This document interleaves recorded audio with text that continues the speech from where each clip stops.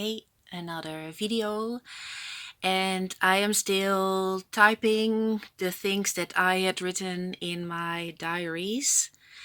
And I am rereading what I'd written in 2016 when I officially decided to write my own book about my healing. And at that time, I did not have the disease of erythromelalgia yet. I had cured myself from anorexia. And the way I did that is to get away from my toxic environment that was the cause of it. And I knew this because in between diseases, I was just a normal, happy, healthy woman, a lot of sports, and always happy, very good health. I was also a personal trainer in a fitness and a French teacher, very successful, and plenty of energy. I had dogs and a very happy life. And still, I got sick again. So I had anorexia and then I got sick again. And at that time, I didn't know exactly why that happened to me, but I had one of my friends who tried, she has really tried to wake me up to the fact that I should take good care of myself, to be my own parent, to set clear boundaries.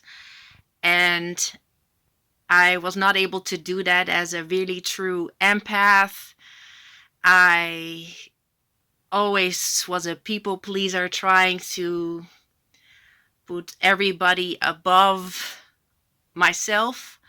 And for me, the only thing that was, I want my parents to be happy and I want them to be proud of me. And I knew that their love was very conditional and that there were things that happened also during my anorexia time that uh, were not solved really. So every time that they got back into my life, I got sick again. And I allowed it to happen. I did not learn to say no.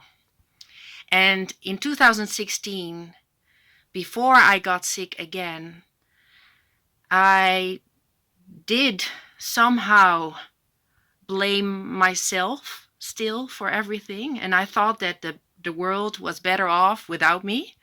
But I still wanted to leave something behind because I didn't have any children. So I decided to write my book based on my diaries and with everything about me, my troubled soul, um, my quest for, asking God what my purpose here is on earth, and uh, all the things that still hurt me from the past. And even though I was not anorexic anymore, uh, I did feel somewhat insecure and an unloved person. The only thing I wanted is just to be loved, really. And but I didn't really love myself enough to defend myself. So I have now learned to speak up for myself, and I became a lot better person as well.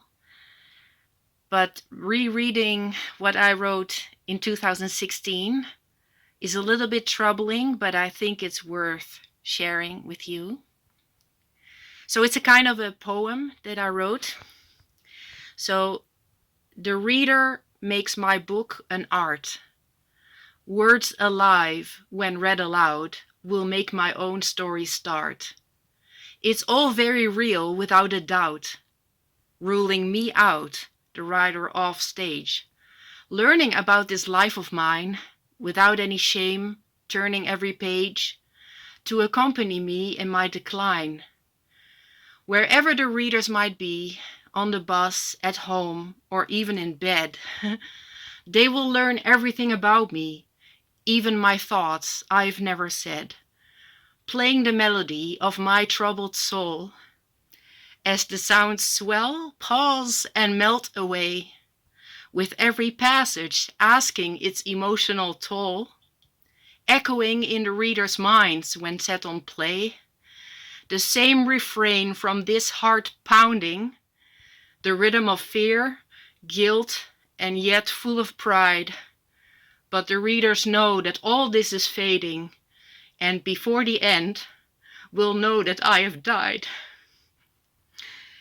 Now, I got sick again 2 years after this, and I did attempt to end my life.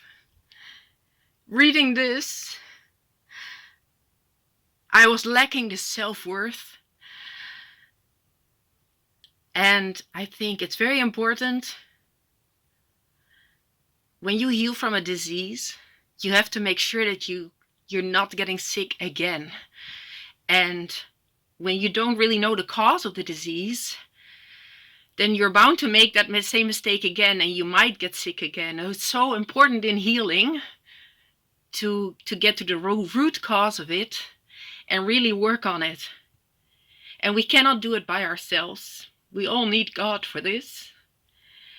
And He's very forgiving, because I really asked for forgiveness, because I should have defended myself. I was such an easy scapegoat. I was just trash can, a doormat from everybody, and I accepted it because I thought I didn't deserve to have a life worthy of love. Yes, so now, being now 47 years old, and most of my life is behind me, but it's never too late. And still turning things around and having people to learn from my experience, I think is a good thing, and also the reason I want to write this book. So that's my video of today. Bye.